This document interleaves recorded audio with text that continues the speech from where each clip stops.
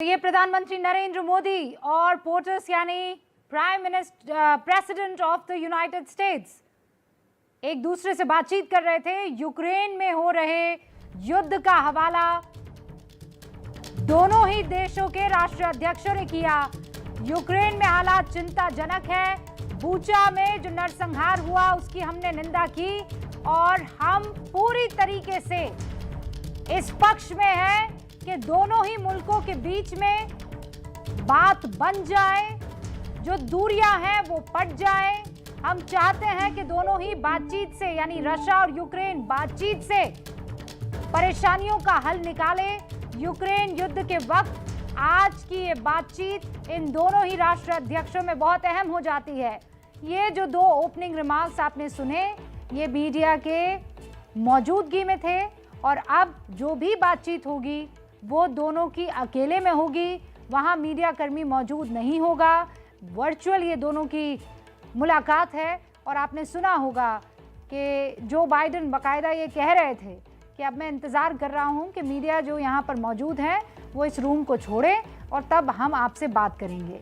ये शुरुआती रिमार्क के बाद अब इन दोनों के बीच वो बातचीत वो बैठक शुरू हो चुकी है। लेकिन इससे पहले क्या कुछ कहा दोनों ने हम चाहते हैं एक बार फिर आप सुनिए।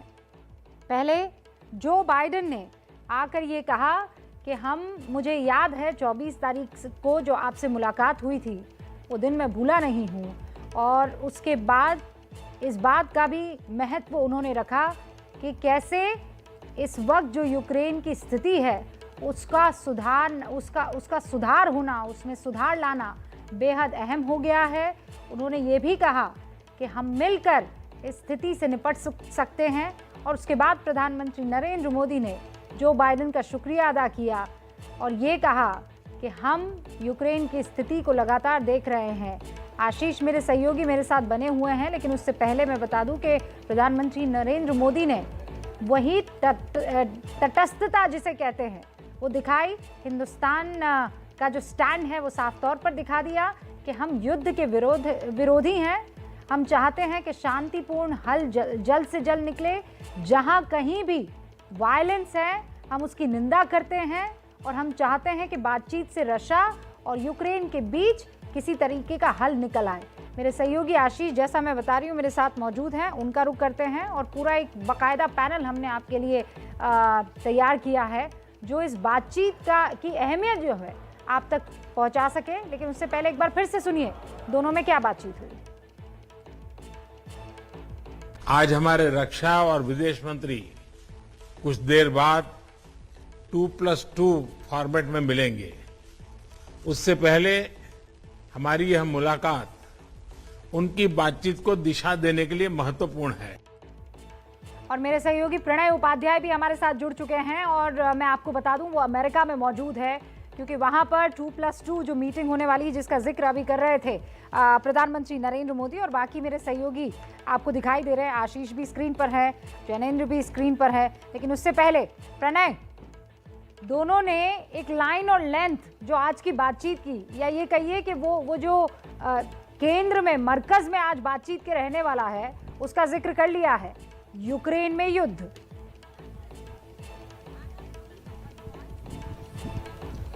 बिल्कुल रूबिका, जिस तरीके से यूक्रेन युद्ध का जिक्र दोनों प्रधानमंत्री मोदी और राष्ट्रपति बाइडेन के भाषणों में नजर आया। मैं ठीक उस जगह पे हूं व्हाइट हाउस में जहां से मेरे ठीक पीछे जिस व्हाइट हाउस के पास ओवल ऑफिस है वहीं से राष्ट्रपति बाइडेन इस वर्चुअल संवाद में थे और आप जहां पे हैं भारत में वहां से प्रधानमंत्री मोदी इस वर्चुअल संवाद में थे। ये दोनों देशों के बीच की बहुत महत्वपूर्ण मुलाकात है, बहुत महत्वपूर्ण संवाद है। और ऐसे में जबकि माना जा रहा था कि भारत और अमेरिका के रिश्तों के अंदर कुछ तलखी या कुछ तनाव महसूस किया जा रहा है, खासतौर पर यूक्रेन के मुद्दे को लेकर जिस तरीके की अपेक्षाएं अमेरिका की तरफ से जाहिर की गई, प्रधानमंत्री मोदी के भाषण ने इस चीज को स्पष्ट कर दिया इस वर्चुअल संवाद के अंदर। और साथ ही यह भी स्पष्ट कर दिया कि किस तरीके से दोनों देशों के नेता जो हैं वो एक पॉलिटिकल डायरेक्टिव देना चाहते हैं आज की जो बातचीत होगी और आगे का जो रोड मैप होगा। मैं आपको बता दूं रूबिका कि हम उस वक्त उस कमरे के अंदर मौजूद थे जब दोनों देशों के रक्षा मंत्रियों के बीच में बातचीत हुई थी और उस बातचीत के दौरान अमेरिका के रक्षा मंत्री लॉयड ऑस्टिन ने खुलकर इस चीज का जिक्र किया था कि हिंद प्रशांत के क्षेत्र में, इंडो पैसिफिक के रीजन में चीन जिस तरीके से भारत की सीमाओं से लेकर दक्षिण चीन सागर तक एक चुनौती बन रहा है, उस चुनौती के मुकाबले में अमेरिका पूरी तरह से भारत के साथ में है और भारत के हाथ मजबूत करना चाहता है इस चुनौती से मुकाबले के अंदर। तो ये वो तमाम एश्योरेंसेस हैं जिनके ऊपर बातचीत होगी, डिलीवरेबल्स पर बातचीत होगी। और जिस कॉमन थ्रेड का जिक्र आप कर रही थी वो प्रधानमंत्री मोदी के भाषण में भी नजर आया, डेमोक्रेसीज कैन डिलीवर। इसमें उन्होंने राष्ट्रपति बाइडेन की बात को दोहराया, उसका समर्थन किया और यही वो कड़ी है दुनिया के सबसे पुराने लोकतंत्र और दुनिया के सबसे बड़े लोकतंत्र के बीच में, जो दोनों की साझेदारी को मजबूत करता है और इसे भविष्य की सबसे महत्वपूर्ण साझेदारी बनाता है अमेरिका के शब्दों में। बहुत इंटरेस्टिंग था प्रणय, आपने ये जोड़कर वो थ्रेड इसे और क्लियर कर दिया कि जो बाइडेन यूक्रेन का जिक्र करना चाह रहे थे, रशिया की बात करना चाह रहे थे, लेकिन प्रधानमंत्री नरेंद्र मोदी ने ये कहा कि नहीं, मैं याद दिला दूं, डेमोक्रेसीज डिलीवर करने वाली, यहाँ इसकी भी बहुत ज़रूरी चर्चा होनी है क्योंकि वो महत्वपूर्ण हो जाता है। हिंदुस्तान बता चुका है कि हम किसी के पक्ष में नहीं हैं, हम शांति के पक्ष में हैं। एक बार फिर से वो यूक्रेन युद्ध को लेकर जो बातचीत हुई है दोनों ही लीडर्स के बीच में, मैं वो सुनवाना चाहती हूँ दर्शकों को और उसके बाद बाकी हमारे जो गेस्ट और मेरे साथी मौजूद हैं उनसे बातचीत। पिछले साल सितंबर में जब मैं वॉशिंगटन आया था और जिसका आपने अभी जिक्र भी किया, और तब आपने कहा था कि भारत अमेरिका पार्टनरशिप बहुत सी वैश्विक समस्याओं के समाधान में योगदान दे सकती है। मैं आपकी बात से पूर्णतया सहमत हूं। विश्व के दो सबसे बड़े और पुराने लोकतंत्रों के रूप में हम नेचुरल पार्टनर्स हैं और पिछले कुछ वर्षों में हमारे संबंधों में जो प्रगति हुई है, जो नया मोमेंटम बना है, आज से एक दशक पहले भी शायद ऐसी कल्पना करना मुश्किल था। एक्सेलेंसी, आज की हमारी बातचीत ऐसे समय पर हो रही है जब यूक्रेन में स्थिति बहुत चिंताजनक बनी हुई है। कुछ सप्ताह पहले तक 20,000 से अधिक भारतीय यूक्रेन में फंसे हुए थे और इनमें से अधिकांश युवा छात्र थे। काफी मेहनत के बाद हम उन्हें वहां से सकुशल निकालने में सफल हुए। हालांकि एक छात्र ने अपना जीवन खो दिया। इस पूरे घटनाक्रम के दौरान मैंने यूक्रेन और रूस दोनों के राष्ट्रपतियों से कई बार फोन पर बातचीत की। मैंने न सिर्फ शांति की अपील की, बल्कि मैंने राष्ट्रपति पुतिन को यूक्रेन के राष्ट्रपति के साथ सीधी बातचीत का सुझाव भी रखा। हमारी संसद में भी यूक्रेन के विषय पर बहुत विस्तार से चर्चा हुई। हाल में बूचा शहर में निर्दोष नागरिकों की हत्याओं की खबर बहुत ही चिंताजनक थी। हमने इसकी तुरंत निंदा की और एक निष्पक्ष जांच की मांग भी की है। हम आशा करते हैं कि रूस और यूक्रेन के बीच चल रही बातचीत से शांति का मार्ग निकलेगा। एक्सेलेंसी, हमने यूक्रेन में सिविलियन जनता की सुरक्षा और उनको मानवीय सहायता की निर्बाध आपूर्ति पर भी महत्व दिया है और जिसका अभी आपने प्रारंभ में जिक्र भी किया। और जो दर्शक अभी अभी हमारे साथ जुड़े हैं उनको हमारी तैयारी के बारे में बताना ज़रूरी है। क्यों? क्योंकि यहाँ जिन जिन मुल्कों का जिक्र होने वाला है, जिनको बीच में रखकर आज की बातचीत अमेरिका और हिंदुस्तान के बीच होने वाली है, चाहे वो यूक्रेन हो, वहाँ पर हमारे सहयोगी मृत्युंजय मौजूद है ग्राउंड जीरो पर, चाहे वो रशिया हो, नीरज राजपूत वहाँ पर मौजूद हैं, चाहे अमेरिका हो, वहाँ पर मेरे सहयोगी प्रणय उपाध्याय मौजूद हैं। अमेरिका के अलावा हिंदुस्तान अपनी कौन कौन सी बातों के ऊपर जोर से अपनी बात रखने वाला है, ये बताने के लिए आशीष हमारे साथ मौजूद हैं। और ये बता दूं कि इन सब के बीच में पाकिस्तान और श्रीलंका पर भी हमारी नज़र है, और वहाँ ग्राउंड जीरो पर भी पाकिस्तान में हमजा मेरे सहयोगी मौजूद हैं, और जैनेंद्र को अब से कुछ देर पहले आप देख रहे थे श्रीलंका से हमारे साथ मौजूद हैं। तो आप समझ रहे हैं कि एबीपी न्यूज़ की तैयारी क्या है। SD मुनी साहब को भी आप स्क्रीन पर देख रहे हैं, पूर्व राजनयिक है और इन रिश्तों को बहुत अच्छे से समझते हैं। इन रिश्तों में आने वाली खटास और नई बयार को भी बहुत अच्छे से वो समझते हैं, और इसीलिए दर्शकों तक अपनी बात पहुंचाएंगे। सबसे पहले SD मुनी साहब, SD मुनी साहब, अगर एक आम आदमी के लिहाज से मैं आपसे समझना चाहूँ, आज की तारीख में अमेरिका और हिंदुस्तान के बीच की बातचीत के माने क्या है, क्यों बात कर रहे हैं, वजह क्या है? देखिए, उसकी सबसे बड़ी वजह, जैसे मोदी जी ने साफ किया था कि ये बाइडेन साहब की पहल पे हो रही है। अब बाइडेन साहब क्यों पहल कर रहे हैं? क्योंकि इंडो पैसिफिक रीजन में 6-7 कंट्रीज के अलावा ऐसे बहुत सारे कंट्रीज नहीं हैं जो अमेरिका की बात को पूरी तरह से अप्रूव कर रहे हो, या जो यूक्रेन रशिया का वॉर हो रहा है उसमें एक तरफ की चूट ले रहे हो। और वो समझते हैं कि इंडिया का, भारत का इंडो पैसिफिक में बहुत बड़ा रोल है, और वो ये चाहते हैं कि भारत उनकी बात का समर्थन करे, उसको पूरी तरह से सपोर्ट करे। मैं समझता हूँ ये सारी जद्दोजहद इस बात के लिए है कि भारत को ये कहा जाए कि आप अमेरिका को मदद कीजिए और रूस से थोड़ा अलग हटिए, और दूसरे जो देश हैं एशिया पैसिफिक के, उनमें भी कहीं न कहीं सपोर्ट को मोबिलाइज कीजिए। अमेरिका इसी बात पर जोर देगा, और भारत ये साफ करेगा कि हम एक इंडिपेंडेंट पोजीशन लेंगे जो हमारे देशों के इंटरेस्ट में है, वो बात कहेंगे, जैसा मोदी जी ने साफ किया था। मुनी साहब, एक और चीज़ मैं समझना चाह रही हूँ, ये जो बाइडेन की तरफ से आपने अपनी बात को रख दिया, लेकिन प्रधानमंत्री नरेंद्र मोदी के ओपनिंग रिमार्क से आप क्या समझ पाए हैं?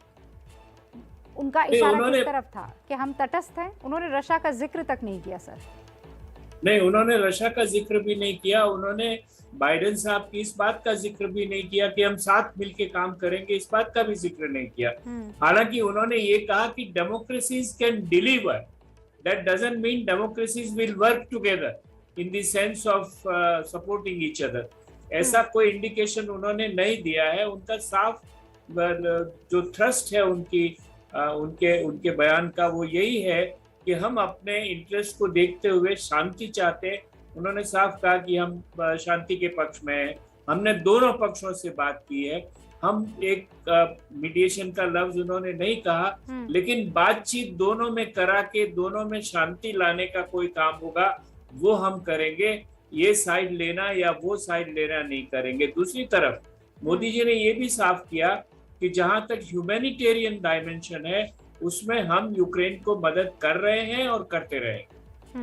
और ये ओपनिंग रिमार्क में ही बहुत सी बातों की क्लैरिटी आ गई है। नीरज रशिया से हमारे साथ जुड़े हैं, उनका रुख करते हैं। नीरज, माफ कीजिएगा, यूक्रेन से हमारे साथ जुड़ गए हैं, नीरज का रुख कर लेते हैं। नीरज, यूक्रेन का जिक्र आ ही गया, क्योंकि ये कहा जा रहा था और इनफैक्ट ये सच भी है कि अमेरिका पूरी कोशिश करेगा, जैसे SD मुनी साहब कह रहे हैं, कि किसी तरीके से हिंदुस्तान को अमेरिका के साथ खड़ा कर दिया जाए, तो फिर रशिया अच्छे से अलग थलग दिखेगा।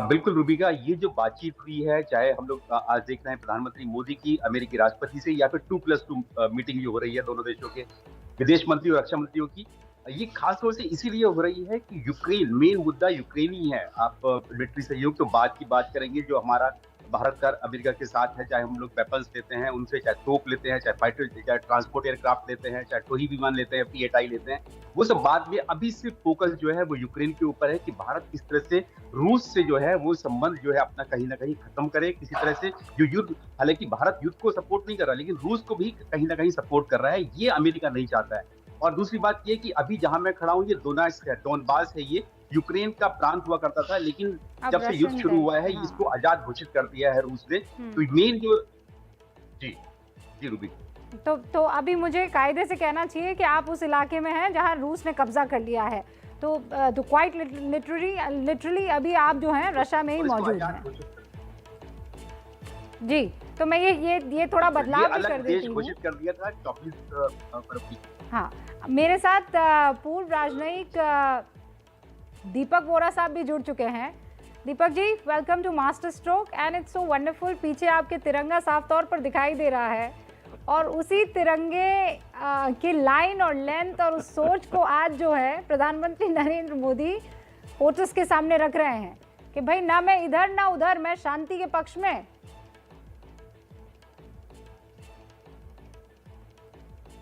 आभारी हूँ जब भी आपके चैनल पर आता हूँ और आपसे आपकी बात सुनता हूँ, बाकी विशेषज्ञ जब बहुत कुछ सीखने को मिलता है। आई ग्रो इंटेलेक्चुअली जब भी मैं एबीपी न्यूज चैनल पे होता हूँ। हम लोग कितनी देर से नरेंद्र मोदी जो बाइडेन की फोन कॉन्वर्सेशन की प्रतीक्षा कर रहे थे। कहते हैं कि धरती भले ही कांपी हो बट टूटी नहीं, जो ये इनके बारे में बातचीत हुई है। ये जो वर्चुअल समिट था, ये श्री बाइडेन साहब ने इसका इनिशिएटिव लिया था। और एक बहुत महत्वपूर्ण चीज है, जैसे प्रोफेसर मुनी साहब अभी कह रहे थे, जिनकी मैं बहुत इज्जत करता हूं, बहुत अच्छी चीज उन्होंने कही कि दोनों लीडर्स ने उस पे फोकस किया जो हमें यूनाइट करता है, ना उस पे कि हमें डिवाइड करता है। पीएम साहब ये जानते हैं कि श्री बाइडेन की ऑब्सेशन इस समय यूक्रेन है, तो उन्होंने कहा कि हमने दवाइयां भेजी हैं, अपने लोगों को लाए हैं, हमने बातचीत की है। मैंने यूक्रेन के राष्ट्रपति, रूस के राष्ट्रपति से बात की है, मैंने कहा शांति होनी चाहिए। इस पर बस एक ही सवाल उठता है मैम, जो मैं उसका जवाब मुझे अभी तक नहीं मिल रहा। मैंने बहुत से अमेरिकी दोस्तों से भी बात की है, मैंने रूसियों से बात की है, बाकी दोस्तों से।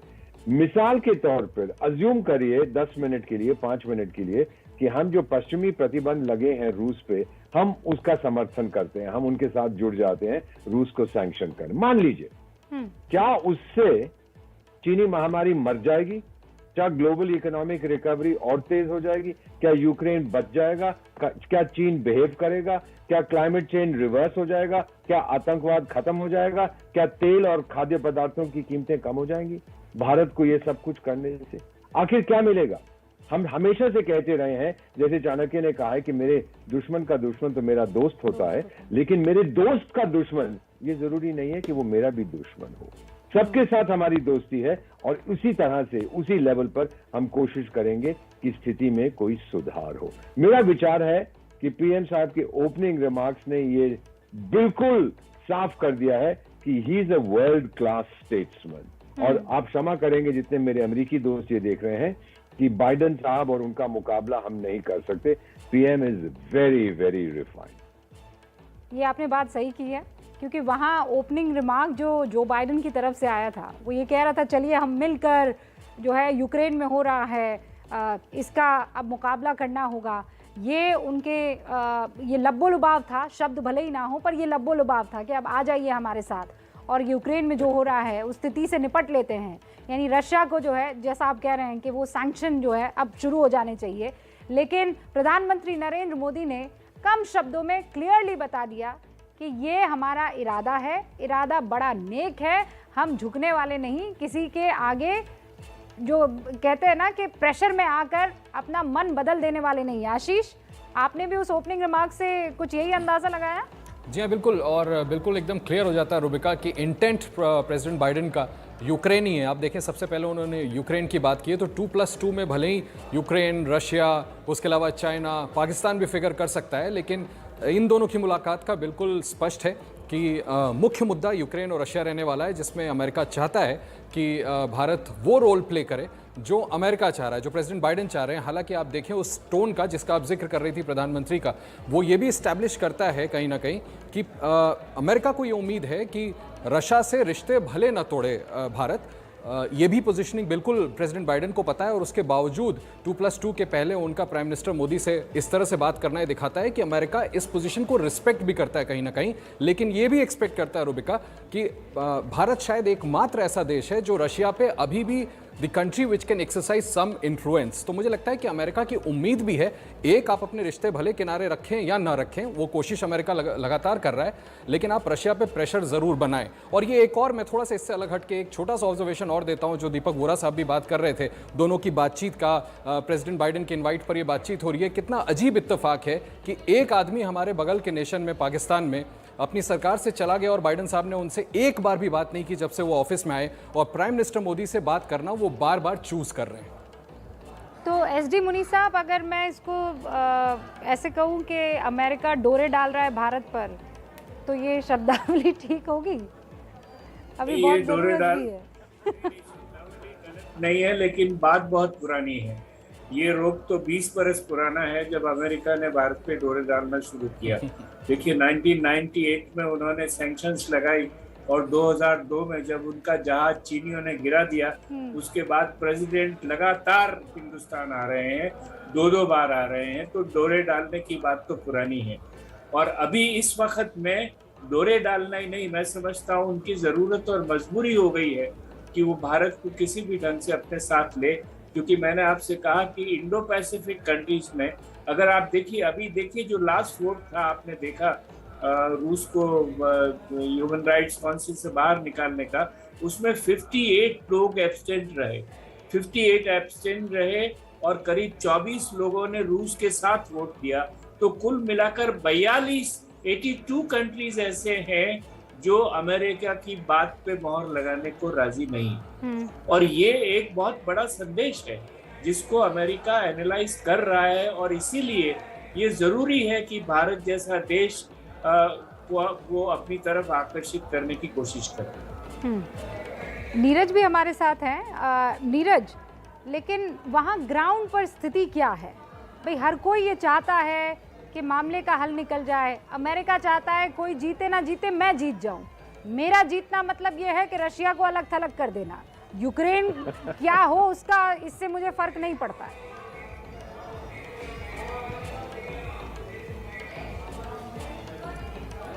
रूबी का 2 सवाल है। पहले सवाल तो ये कि जो अमेरिका है उसको ये लगता है कि भारत रूस के साथ संबंध इसलिए बना के रखता है क्योंकि भारत के लिए एक बड़ा मिलिट्री सप्लायर, मिलिट्री हार्डवेयर का सप्लायर रूस रहा है भारत के लिए। पिछले 5 साल की बात करें तो 5 साल पहले तक 70% जो भारत के पास हथियार होते थे वो रूस के थे, लेकिन अभी थोड़ा कम हुआ पिछले 5 साल में, अब 50% ये रह गया है। तो अमेरिका को ये लगता है कि भारत रूस का साथ इसलिए दे रहा है कि उनको वेपन्स वहां से मिल रहे हैं, तो इसीलिए अमेरिका चाह रहा है कि वो अपने वेपन्स भारत को दे ताकि रूस के ऊपर अपना जो डिपेंडेंसी है वो कम करे। लेकिन मैं आपको बता दूं कि भारत रूस के ऊपर जो निर्भर रहता है वो खाली वेपन्स के लिए नहीं रहता है। जब भी जरूरत पड़ी है भारत को तब रूस जो है भारत के साथ रहा है। तब से 1971 का एग्जाम्पल तो सब देते हैं कि किस तरह से 7 फ्लीट को रोका था रूस की नौसेना ने।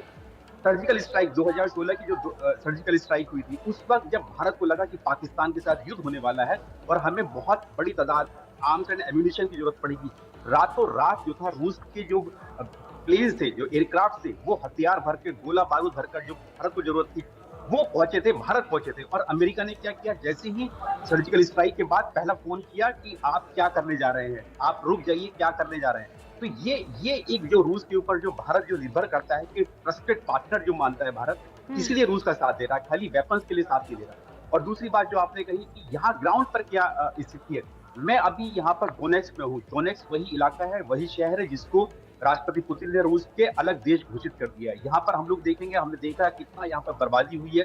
पिछले 45-46 दिन का जो हुआ युद्ध चल रहा था यहाँ पर। अब लेकिन यहाँ पर डोनेट्स्क वाला जो इलाका है, यहाँ पर बहुत बड़ी तादाद में जो डोनेट्स्क मिलिशिया है यानी कि विद्रोही, जिसको रूस की सेना समर्थन करती है, उसने यहाँ पर अपना अधिकार कर लिया। रूसी सेना हम लोगों ने पूरी देखी यहाँ पर डोनेट्स्क में और इसके आसपास का जो डॉनबास का जो पूरा इलाका है, यहाँ पर अपने अधिकार में कर लिया। लाइफ जो है यहाँ पर डोनेट्स्क में और इन सब इलाकों में हमने देखा नॉर्मल लाइफ अभी चलनी शुरू हो गई है। हालांकि सब जगह बिल्डिंग्स, अस्पताल, स्कूल सब टूटे हुए हैं, सरकारी इमारतें पूरी जमी दोज हो चुकी है। लेकिन लोग चाहते हैं यूक्रेन से ये पूरा इलाका डॉनबास का, जिसमें 2 देश या 2 प्रांत कह सकते हैं, डोनेट्स्क और लुहांस्क, दोनों अलग हो जाए। और जेलेंस्की भी कह चुके हैं यूक्रेन को समझाने की कोशिश की। अब वो समझाइश जो है वो युद्ध में परिवर्तित हो जाएगी, ये दुनिया ने नहीं सोचा था। और इसीलिए आज ये 2 देशों की मुलाकात बहुत महत्वपूर्ण हो जाती है। और फिर हमें नहीं भूलना चाहिए सबसे मजबूत शब्द डेमोक्रेसी। तो क्या अमेरिका खुद को डेमोक्रेटिक तो कह रहा है, लेकिन जो यूक्रेन में हो रहा है और जैसा वो चाहता है कि दुनिया रशिया के साथ करे, क्या वो डेमोक्रेसी के उस डेफिनेशन में फिट बैठता है? इस पर भी बात हो जानी चाहिए। का युग अब वहां पर शुरू हो चुका है। अब शाहबाज के सामने 2 बड़ी चुनौतियां हैं। पहला तो ये कि दुनिया में पाकिस्तान की मिट चुकी जो इज्जत है, वो किसी तरह वापस ले आए और पाकिस्तान को कंगाली के भंवर से निकाल दे। प्रधानमंत्री की कुर्सी से अपने पहले संदेश में शाहबाज ने ज्यादा वक्त देश की बदहाली का बयान करते हुए इमरान को कोसने में लगा दिया। इससे बाहर आए तो उन्होंने वही पुराना कश्मीर राग छेड़ दिया और बातें वही घिसी पिटी करते रहे। और इसीलिए सवाल उठ रहा है कि क्या पाकिस्तान का निज़ाम बदलने से भारत पाकिस्तान के रिश्तों में कोई नई पहल होगी या फिर वो भी सेना की खिंची उस लकीर पर ही चलेंगे जिस पर पाकिस्तान के सभी राष्ट्र प्रमुख अब तक चलते आए हैं। शाहबाज युग का हिंदुस्तान पर असर क्या होगा, मास्टर स्ट्रोक में इसी का विश्लेषण। और इस तरह पाकिस्तान के शरीफ खानदान का दूसरा चेहरा मुल्क का 23वां प्रधानमंत्री बन गया। पाकिस्तान में कुर्सी का खेल कुछ ऐसा ही है। प्रधानमंत्री की कुर्सी कब किस वक्त छिन जाए, उस पर कब कौन काबिज हो जाए, कोई नहीं जानता। संसद में कल तक जिस कुर्सी पर इमरान बैठे थे, वहां आज जब शाहबाज काबिज हुए तो इमरान सदन में ये देखने के लिए मौजूद नहीं थे। शाहबाज के पीएम चुने जाने से पहले ही इमरान खान ने इस्तीफे का ऐलान कर दिया और उनके बयान से ये भी साफ हो गया कि पाकिस्तान में शायद कुर्सी का चेहरा ही बदला है और कुछ नहीं। कुछ दिन पहले विपक्ष इमरान को सिलेक्टेड पीएम कहता था और अब इमरान शाहबाज के लिए वही लफ्ज दोहरा रहे हैं। यानी सरकार जरूर बदली लेकिन सिलेक्टेड पीएम वाली सियासत वही की वही है। पाकिस्तान मीडिया ये जरूर कह रहा है कि अब देश में शहबाज युग की शुरुआत हो रही है, लेकिन पीएम बनने के बाद शहबाज ने जो पहला भाषण दिया उसमें भी इमरान पर वार ज्यादा और देश के लिए विजन कम था। क्या शहबाज शरीफ बिखरते हुए पाकिस्तान को संभाल पाएंगे? ये उनके लिए सबसे बड़ी चुनौती होगी। क्या शहबाज शरीफ के प्रधानमंत्री बनने के बाद भारत के खिलाफ पाकिस्तान की हरकतों में कोई बदलाव आएगा? क्या शहबाज शरीफ सेना के शिकंजे से बाहर निकलकर भारत से जुड़ा कोई बड़ा फैसला कर पाएंगे? देखिए, भारत और पाकिस्तान के बीच वैसे तो कई बड़े मुद्दे हैं, लेकिन 3 ऐसे मामले हैं जिन पर पाकिस्तान के रुख को लेकर भारत की सबसे ज्यादा नजर रहती है। पहला मुद्दा आतंकवाद, जिस पर पाकिस्तान के रुख में बदलाव की उम्मीद ना के बराबर है। भारत विरोध पर भी बदलने की संभावना उसकी कम दिख रही है, क्योंकि इसी पर पाकिस्तान के पीएम की कुर्सी टिकी रहती है। जैसा आपने देखा, कश्मीर की अगर बात है तो उन्होंने पीएम बनते ही कश्मीर का राग शुरू कर दिया है। दरअसल शाहबाज जिस तरह से पीएम की कुर्सी पर पहुंचे हैं उससे ये साफ है कि वो सेना की कठपुतली बनकर ही रहेंगे। ऐसे में भारत से जुड़े मुद्दों पर वो खुद कोई फैसला कर सके, ऐसा कैसे हो सकता है? पीएम की कुर्सी पर पहुंचने से पहले ही जिस तरह उन्होंने कश्मीर का राग अलापा, उससे उनके कार्यकाल की पिक्चर बहुत हद तक साफ हो गई है। हम भारत से शांति चाहते हैं, लेकिन ये तब तक संभव नहीं है जब तक कश्मीर विवाद का हल ना हो जाए। शाहबाज ने ये बयान पीएम चुने जाने से पहले दिया था और प्रधानमंत्री चुने जाने के बाद संसद में भी वो कश्मीर राग अलापने से पीछे नहीं रहे। सुनिए। दरअसल पाकिस्तान में प्रधानमंत्री कोई भी हो, लेकिन भारत और कश्मीर को लेकर वो सेना की नीति के खिलाफ 1 इंच भी नहीं खिसक सकता है। शहबाज शरीफ ने भी बातचीत की बात की, संबंध बनाने की बात की, लेकिन साथ में कश्मीरी राग भी अलापा, उन्हीं ने भी अपने स्टेट्स हारती जा रही है। उसी तरह की सिचुएशन वहाँ पर पीएमएलएन की हो गई थी और उसके बाद ये पीडीएम जिसका आपने जिक्र किया कि तमाम पार्टियों का ये एक अलायंस है, ये 11 पार्टियों का अलायंस है प्लस पीपीपी जो कि बिलावल भुट्टो जरदारी और आसिफ अली जरदारी की पार्टी है। तो इस अलायंस की ये सरकार बन रही है और बड़ा दिलचस्प है कि मेरी जानकारी के मुताबिक इस बात की भी बड़ी अच्छी पॉसिबिलिटी है रुबिका की बिलावल भुट्टो जरदारी को शायद हम और आप पहली बार पाकिस्तान में फॉरेन मिनिस्टर बनते देख सकते हैं। डिसाइसिव मोमेंट है क्योंकि हमने देखा कि इमरान खान किस तरह आखिरी वक्त तक कहते तो रहे कि मैं आखिरी वक्त तक खेलूंगा, आखिरी बॉल तक खेलूंगा, लेकिन दूसरी बल्कि उससे पलट उन्होंने आखिरी वक्त तक गेम को रोकने की कोशिश की, ऑब्स्ट्रक्ट करने की कोशिश की। कहीं ना कहीं उनको पता चल गया था कि नंबर्स अब उनके पास रहे नहीं थे, उसके बावजूद आखिरी मोमेंट तक कोशिश करते रहे कि किसी तरह से रिप्रोचमेंट हो जाए, कोई सुलह सफाई हो जाए पाकिस्तान आर्मी के साथ जिसके साथ उनका फॉल आउट हो चुका था, और वो मैनेज नहीं कर पाए। आखिरकार ट्रस्ट वोट उनको लेना पड़ा। इसमें सुप्रीम कोर्ट ने भी बड़ी अहम भूमिका निभाई। अगर ना तो चीफ जस्टिस ऑफ पाकिस्तान इसका सुओ मोटो कॉग्निजेंस लेते और ना ही बात यहाँ तक पहुँचती। लेकिन बड़ा क्रूशियल है जिसकी आप बात कर रही थी रुबिका कि शहबाज शरीफ अब प्रधानमंत्री बनने जा रहे हैं और उनकी स्पीच में जिन बातों का उन्होंने जिक्र किया बड़ा दिलचस्प है। मैं कुछ चीज़ें पॉइंट आउट करना चाहूँगा। पहले हम कश्मीर की बात कर लेते हैं। देखें रुबिका, आप भी ये समझ रही हैं कि अभी उनके पास ज़्यादा वक्त है नहीं। अगर तय समय पे भी जनरल इलेक्शंस होते हैं पाकिस्तान में तो जुलाई अगस्त में होने तो भी बहुत ज़्यादा समय नहीं है। और अगर प्रोविंशियल असेंबलीज डिसॉल्व की जाती हैं, कोई ऐसी सिचुएशन बनती है तो हो सकता है कि अगले 6 महीने के अंदर भी हम वहाँ पर जनरल इलेक्शंस देखें। तो कहीं ना कहीं इलेक्शन स्पीच दे रहे थे। और आप देखिए कि उन्होंने पाकिस्तान की, पहले हम बात करें तो पाकिस्तान में उन्होंने कई चीज़ें ऐलान की जो कि वो करना चाहेंगे। जो बेनज़ीर भुट्टो के समय में पेंशन की स्कीम चलती थी, माफ़ कीजिएगा, एजुकेशनल सपोर्ट की, उसको वो शुरू करेंगे। उन्होंने मिनिमम वेजेस को 25,000 कर दिया। कश्मीर की जहाँ तक बात की रुबिका, मेरी जो इन्फॉर्म्ड सोर्सेज से गवर्नमेंट ऑफ इंडिया में बात हुई है, देखिए भारत को लिमिटेड एक्सपेक्टेशन ज़रूर है। मैं अंडरलाइन करना चाहूँगा, भारत को ऐसा लगता है कि इमरान खान जिस तरह की पॉलिसी अपना रहे थे पोस्ट एब्रोगेशन ऑफ आर्टिकल 370, वो हमारे प्राइम मिनिस्टर को सीधे अपशब्द कहा करते थे।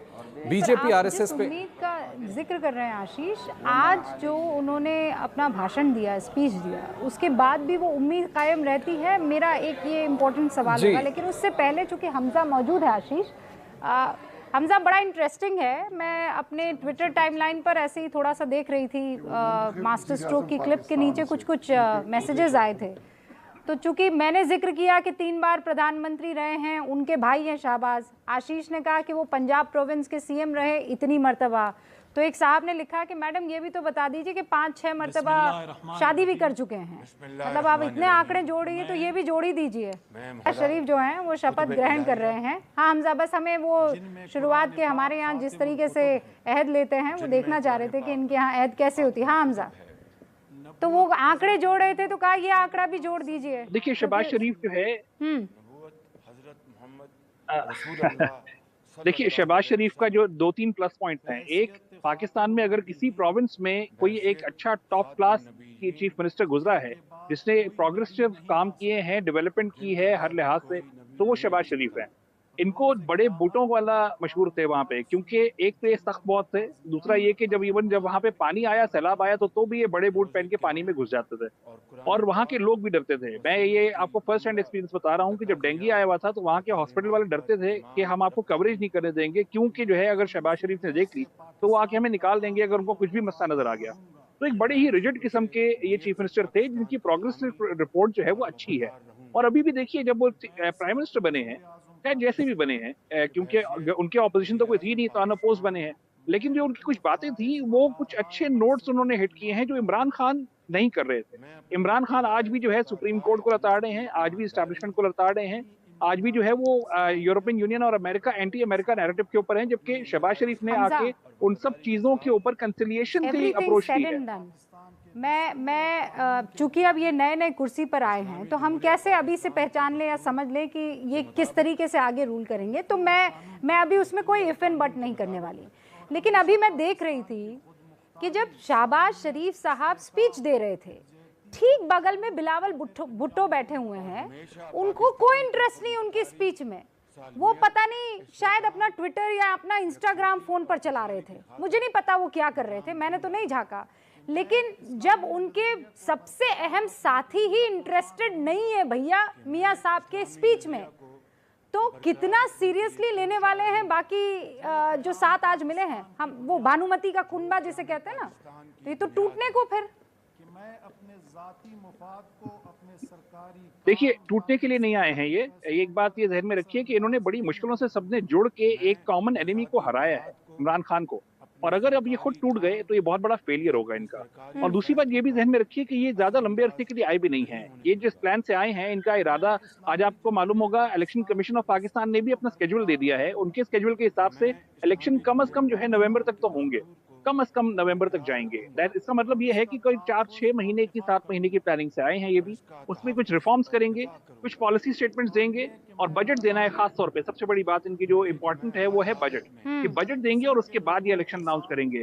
तो इतने लंबे अरसे के लिए आए नहीं हैं, तो इनकी जो भी बातें हैं वो लॉन्ग टर्म बेस्ड जो भी बात करेंगे वो उसकी इतनी वैल्यू नहीं करती है। और सबसे बड़ी बात यह है कि शहबाज शरीफ अगर प्राइम मिनिस्टर बने हैं तो वो जिनकी मर्जी से या जिनकी हेल्प से बने हैं वो उनके साथ बैठे हुए थे, आसिफ अली जरदारी और बिलावल भुट्टो जरदारी। ये दो लोग हैं, तो ये लोग अपने आप को उनसे किसी तरीके से भी कम नहीं समझते। ये उनके पार्टनर्स हैं, ये उनके नीचे काम करने वाले लोग नहीं हैं। आसिफ अली जरदारी प्रेसिडेंट रह चुके हैं पाकिस्तान के, और एक बहुत ही श्रूड किस्म के पॉलिटिशियन पाकिस्तान में मशहूर है, गॉडफादर माना जाता है उनको। तो इस चीजों को लेके जहन में अगर रखें तो चाहे उनकी शहबाज शरीफ की जो भी स्टेटमेंट होगी वो एक टाइम बाउंड है, वो 6 या 7 महीने की एक गवर्नमेंट है जो आगे इलेक्शन में जाएगी। नजर आ रहे हैं और आप ये चाहेंगे, लेकिन मुझे आपकी उन 2 लाइनों में ही कहीं ना कहीं वो दिखाई दे रहा है, क्या कहते हैं, आई कैन सेंस द कुछ गड़बड़ होगी ऐसा कुछ, और वो मैं बताती हूँ कैसे। दीपक साहब, अगर आप इस बात पर इलैबोरेट कर पाएं, हमजा कह रहे हैं कि आसिफ अली जरदारी और बिलावल भुट्टो ये कम नहीं है इनसे, तो बस पंगा तो वहीं आ गया, मैं तुम्हारे मातहत काम नहीं करूंगा, ये डिसीजन तुमने लिया तो लिया कैसे, आ गया अड़ंगा, हो गया काम। जो आपने अभी 2 का नाम लिया और तीसरा तो हम जानते हैं जिन्होंने अभी शपथ ली, ये चलने वाला नहीं है। एक चीज मुझे बहुत अच्छा लगा जब आपने वो बात की थी कि बड़े मियाँ की कितनी शादियां हुई हैं, किसी ने आपसे उसका जिक्र किया, बड़े मियाँ तो बड़े मियाँ।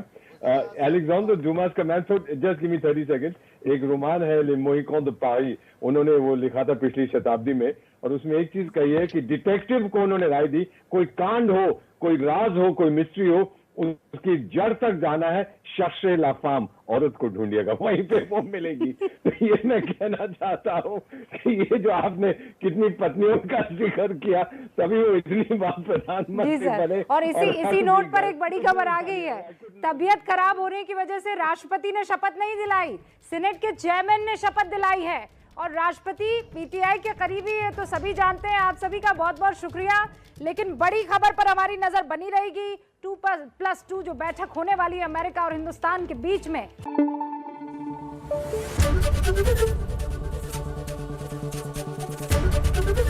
एबीपी न्यूज आपको रखे आगे।